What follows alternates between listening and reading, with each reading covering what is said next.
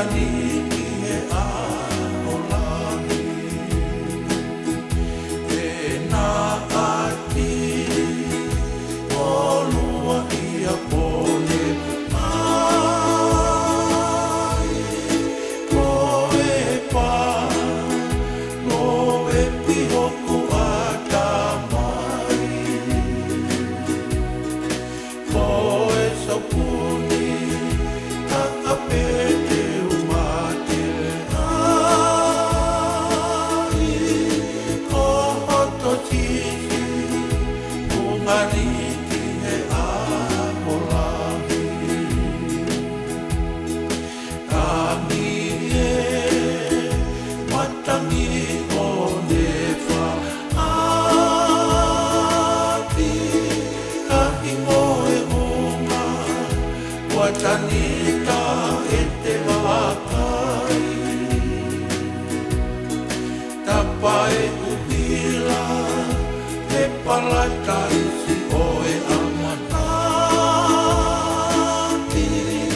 ka koe o pana i aku o whewani aki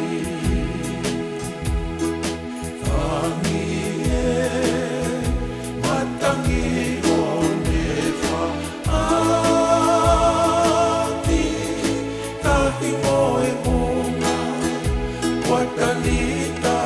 e te makai tapai uhila e palataisi o e amanaki ka koe o pana i aku o pewani aki